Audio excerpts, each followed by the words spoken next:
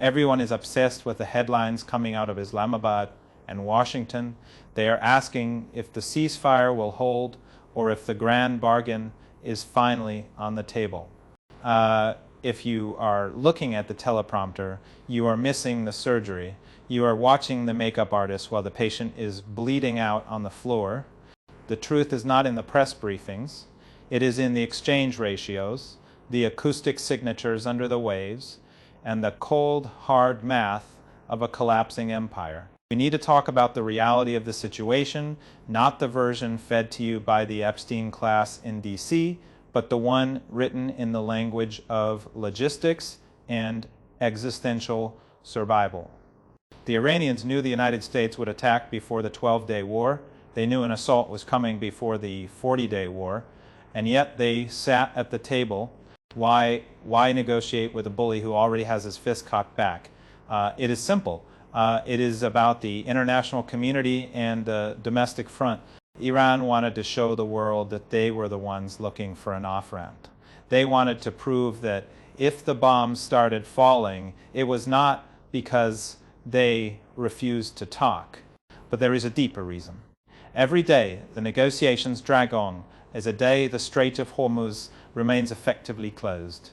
Every hour of talk is an hour of economic strangulation for the global markets. Iran is using the clock as a weapon, and they are letting the fever of the global economy rise until the patient starts to hallucinate. The consensus in Washington is that Iran agreed to a ceasefire because they could no longer take the pain. The Pentagon is holding press conferences saying they are reloading. They think Iran is exhausted. They think the maximum pressure is finally working. That is a fatal miscalculation. It is a classic case of projection.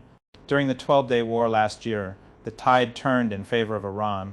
After only 6 days, by day 8, it was Netanyahu who was begging for a ceasefire.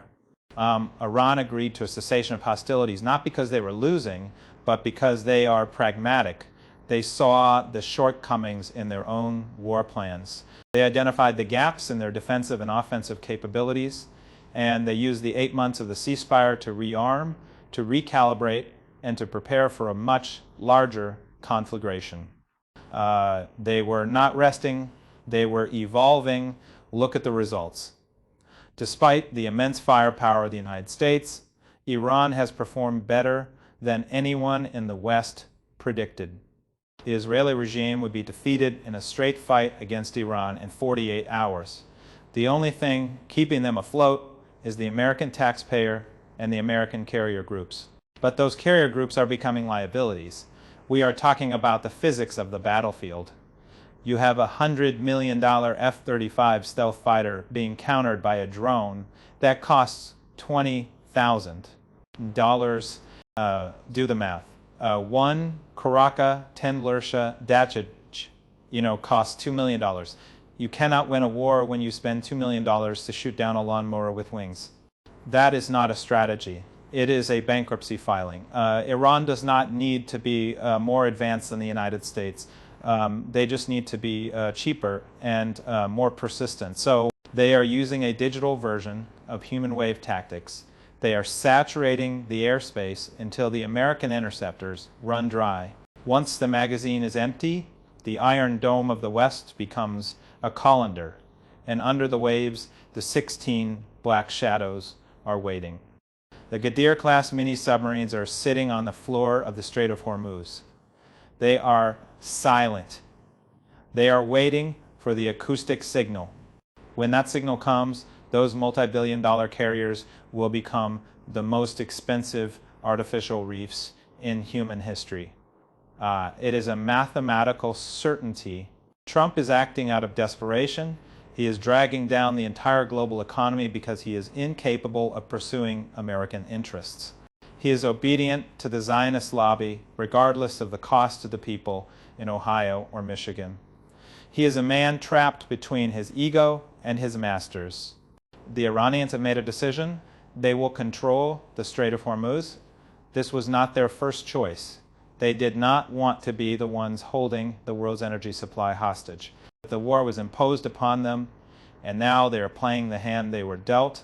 The family dictatorships in the Persian Gulf are complicit. They allowed their bases to be used for American strikes. They opened their airspace for missiles that slaughtered Iranian civilians. They have a lot of Iranian blood on their hands. The debt will be collected. Let us talk about the first wave of attacks. 168 school children were slaughtered at an elementary school. Most of them were little girls. The West calls it collateral damage. The Iranians call it a message. They believe the target was vetted for weeks. That school was on every map and every application.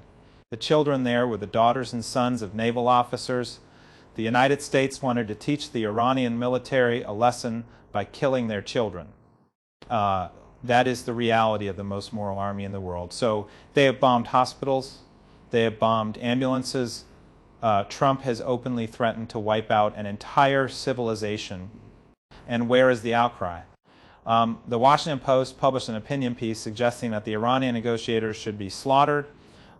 They wanted us dead before we even reached the table.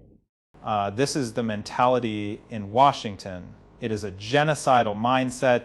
We saw it in Gaza. We see it unfolding in Lebanon right now. The Western media tries to whitewash it by calling every civilian apartment building a Hezbollah stronghold. It is a linguistic mask for a massacre. The lobby is an enemy of the American people. It is an enemy of the Jewish people. It works against the interests of everyone except a small group of ethno-supremacists. If Washington had not chosen the path of Netanyahu, we would not be on the brink of a global depression today. During the final days of the war, the Israelis bombed a synagogue in Tehran. They destroyed it completely. Why?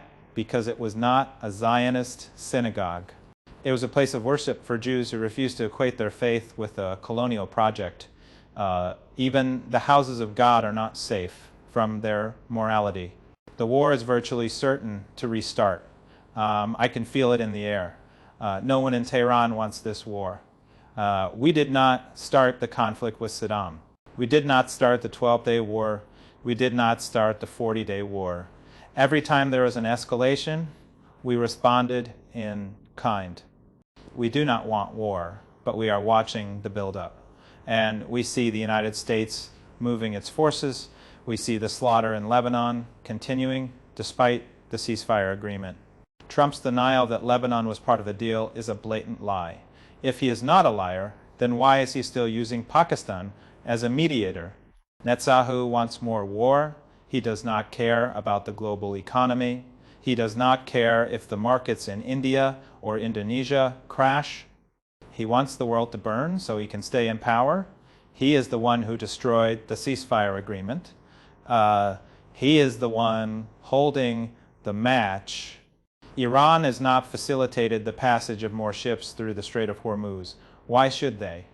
Why should they allow the lifeblood of the global economy to flow while their own children are being bombed? And the United States was not serious in Islamabad. Vance had no authority. The talks were a ghost. If war happens, Iran will retaliate with everything they have. Those Arab regimes in the Gulf who assisted the Americans will collapse. It is going to get very hot in the Persian Gulf in the next few weeks. We are approaching a tipping point that will make 1929 look like a minor market correction. The Red Sea will be shut down. The Strait of Hormuz will be a graveyard. It will be catastrophic for the world. No one here wants this, but Netanyahu is hell-bent on it, and apparently he is the one who is actually the President of the United States. There is a possibility of renewed talks in Islamabad, but Trump is not being allowed to use the off-ramp. He is compromised or he is a coward. He cannot gain through negotiations what he failed to gain on the battlefield. He lost the war, and now he is trying to save face. The Americans said they destroyed us on day one. They said we ran out of missiles on day one. Yet, during the last 15 days of the war, Iran was striking harder than at any point in its history. It was a massive miscalculation based on fake information fed to Trump by the Mossad. We know the United States is a brutal regime. When they say they will obliterate us, we believe them. When their media calls for the assassination of our negotiators, we take them at their word. And the political class in Washington has no moral compass. They are the Epstein class. They slander Iran to legitimize their own brutality. They portray us as evil so they can feel good about the slaughter. But Iran did not lose this war, and we are not going to lose the next one. It will be painful for everyone, but we have no option but to fight for the Iranians. This is a fight for survival. For the axis of resistance, it is a fight for the future of the region. For Trump, it is a war of choice. It is a choice that will end in disaster for the United States. The bill is coming due. Why is Lebanon so critical? Why are the negotiators so adamant about a ceasefire there? Because we have a moral compass. Even if Vance does not, we see the slaughter of women and children every night. We see the axis of resistance as a shield for the innocent. People across the world are waking up. They see that it is only Iran that stands up for the Palestinians. It is only Iran that stands up for the Lebanese people. While the collective West provides the bombs for their destruction, the masks have fallen. The truth is naked now. Hezbollah and the resistance in Lebanon are heroes. They are Christians, Muslims, and Jews fighting against an ethno-supremacist force. They fought to draw forces away from Gaza to save children from a genocide. They sacrificed their own families to save another people. We will not relinquish the people of Lebanon. We will not leave them to face a master race force that wants to turn Beirut into another Gaza. If Washington wants to blow up the negotiations over Lebanon, that is their choice. But they should know what comes next. The 16 black shadows are still there. The missiles are still in the silos. The global economy is a house of cards sitting in a hurricane. If you think this is over, you haven't been paying attention. The surgery has just begun. The United States is bleeding white. They are pouring billions into a hole in the desert and getting nothing in return. They are losing their allies, their credibility, and their soul. And for what? To protect a regime that views them as a convenient ATM and a source of cannon fodder. The shift is happening. The power is moving from Washington to the east. Within 5 years, the most important meetings about the Middle East will happen in Beijing. The petrodollar is on life support, and the doctors are all from the Shanghai Cooperation Organization. The era of Pax Americana is dead. You can listen to the optimistic headlines if you want. You can believe the grand bargain is just around the corner. Or you can look at the price of oil, the cost of insurance for a tanker, and the look in the eyes of the men who have survived chemical attacks. The truth is not a comfortable thing. It is sharp, it is cold, and it does not care about your feelings. The truth is that we are witnessing the end of an era. We are watching the collapse of a system that forgot how to lead and only knows how to bully. Iran is ready. The resistance is ready. We have been preparing for this for 47 years. We have seen the worst the West has to offer, and we are still standing. Can the United States say the same? Can they survive the storm they have created? The next few weeks will decide the fate of the next few decades. The Persian Gulf is about to become the center of the world again, but not in the way the West hopes.